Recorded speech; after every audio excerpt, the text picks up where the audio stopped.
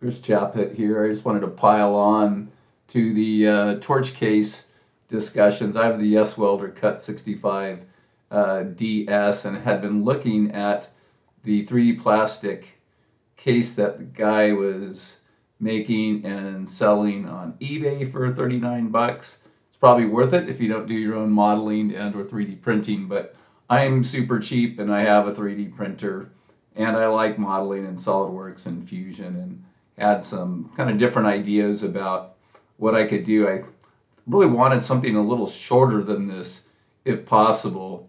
So it was a pain in the butt, but I figured out how to push all these wires back into the hose a few more inches, and rather than come out of this kind of ball connector area at an angle and then have this thing diagonally come over at an angle here, then angle back here, and somehow miraculously come out of the tip straight. I guess I just didn't have that much confidence in doing that. So I shortened mine up to what you're seeing here.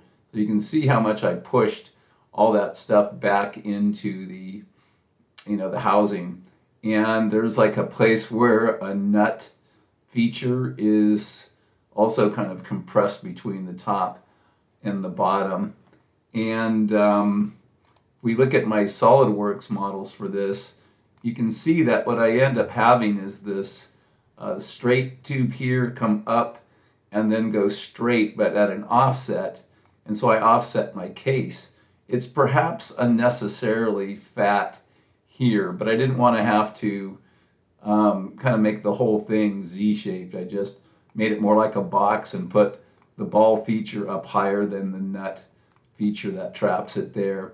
This ends up being looking a little bit like this, a little bit boxy, but nonetheless quite a bit shorter than the other one, and it works, and I can put whatever kind of slots and attachments that I want on that. So the thing looked like that there, and here you can actually see it attached to a pretty heavily modified Z-axis slide trigger and roller situation. I like socket head cap screws. I like things nice and tight, so I ended up putting my limit switch. That's really not, well, it's more like just like a switch, and made it micro adjustable by threading a piece that will come up and hit the trigger. But I put it off to the side so that the torch didn't have to like kind of be cantilevered and overhanging so far away from the axis that it rolls on. So in any event, everything in mine kind of narrowed up. I put my linear bearings and stuff in line with the motor, and anyway, it kind of snugs everything up. I don't have the bearings in this particular picture, but anyway, that's where I went with mine. I'm looking forward to using the THC and trying a couple different versions. The torch case goes on my main machine, and then I have a whole side rotary table that uses a different X and Y motor assembly, and it's kind of hanging off the side rather than putting it in the middle, where I figured, my God, I'm going to have to take off the water table every time I want to use the rotary attachment and then put it back.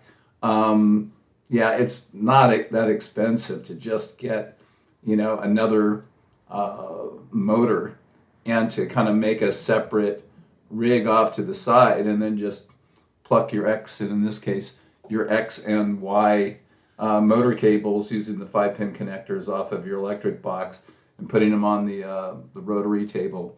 I went ahead and I think my Y-axis on the rotary table has the unnecessarily bigger Y-axis motor, but that's because with the DM556 driver, I didn't want to have to change switches or be careful. I want to be able to just kind of plug and play. So I have the same X motor, and that's already connected to the TV6600 driver for X. I just need to borrow that like wire to do the roller part of the Rotary, and then I just have a whole new motor and a kind of slider arrangement on a different setup that uses the DM556 and the larger motor. Okay, well, that's my contribution to this exciting project. I'm happy to be on board with all the other people doing JD's Garage